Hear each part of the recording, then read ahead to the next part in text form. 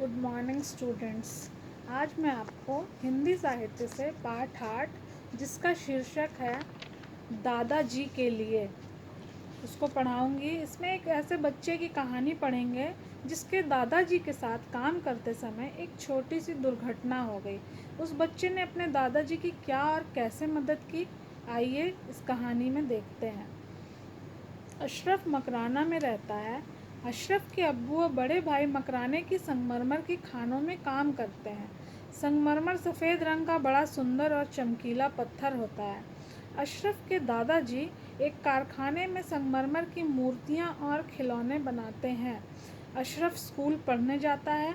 जब कभी उसे समय मिलता है तो वह खानों की तरफ निकल जाता है। खानों के ऊपर मशीनें लगी रहती हैं। वे घिर घिर करती संगमरमर की चट्टानों को ऊपर खींचती हैं। फिर मशीन चट्टानों को गाड़ी में रख देती है। अशरफ भी गाड़ी में बैठकर कारखाने में पहुंच जाता है। कारखाने में मशीनें चट्टानों को टुकड़ों में काटती हैं। कारीगर इन कटे हुए पत्थरों से मूर्तियां बनाते हैं। शाम को अशरफ मकराने के स्टेशन पर मूर्तियां और खिलौने बेचने चला जाता है। उसे जो पैसे मिलते हैं उन्हें वह अपनी मम्मी को लाकर दे देता है। अम्मी उसको कुछ पैसे दे देती है जिन्हें वह गुल्लक में डाल देता है। ईद पर वह इन पैसों से एक हवाई जहाज़ खरीदेगा। एक दिन अशरफ कारखाने में अपने दादाजी के पास बैठा था। वे एक मूर्ति के लिए पत्थर काट रहे थे कि तभी एक पत्थर का नन्हा सा टुकड़ा छिटक कर उनकी आंख में पड़ गया। दादाजी दर्द से कराह उठे। अशरफ तुरंत भागकर अपने अब्बू को बुला लाया और दादाजी को अस्पताल ले गए। दादाजी कई दिन तक अस्पताल में रहे। अशरफ उनकी देखभाल करता रहा। जब उनकी आंख ठीक हो गई तब डॉक्टर ने कहा, बाबा जब आप पत्थर काटा करें तब चश्मा अवश्य पहन लिया करें। पर दादाजी ने चश्मा नहीं खरीदा। पूछने पर कहने लगे, जब मेरे पास पैसे इकट्ठे हो जाएंगे तब मैं चश्मा खरीद लूँगा। अशरफ सोच में पड़ गया। उसने मन ही मन में कहा, मैं दादाजी के लिए चश्मा लाऊंगा। शाम को गाड़ी पर मूर्तियाँ बेचने जाने से पहले अशरफ ने अपनी गुल्लक तोड़कर सारे पैसे निकाल लिए। गाड़ी चले जाने के बाद वह एक दुकान पर पहुंचा और दुकानदार से चश्मा दिखाने को कहा।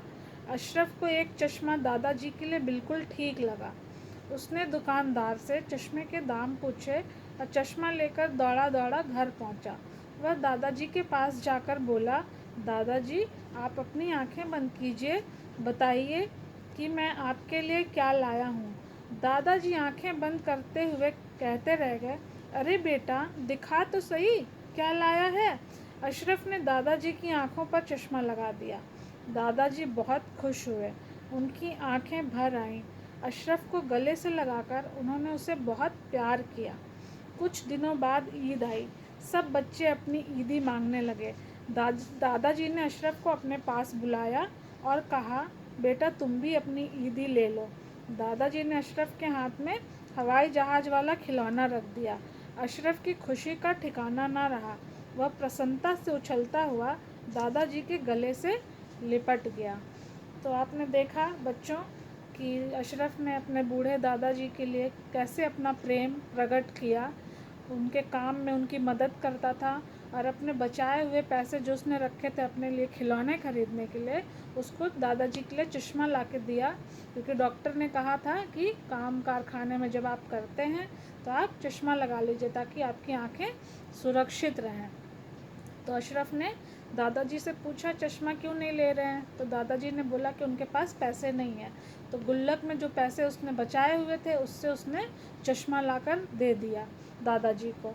दादाजी बहुत खुश हुए। हमें हमेशा बड़े बूढ़ों का ध्यान रखना चाहिए, उनके कार्य में हमेशा उनकी मदद करनी चाहिए, उनकी सेवा करनी चाहिए, उनकी देखभाल करनी चाहिए और उनसे प्रेम पूर्ण बर्ताव करना चाहिए और उनकी जो भी ज़रूरतें हैं उनको पूरी करनी चाहिए, क्योंकि वो बुज़ुर्ग हो जाते हैं, वे कुछ कहते नहीं हैं। इसलिए घर में जो भी बुज़ुर्ग हैं उनका आपको बहुत ध्यान रखना चाहिए।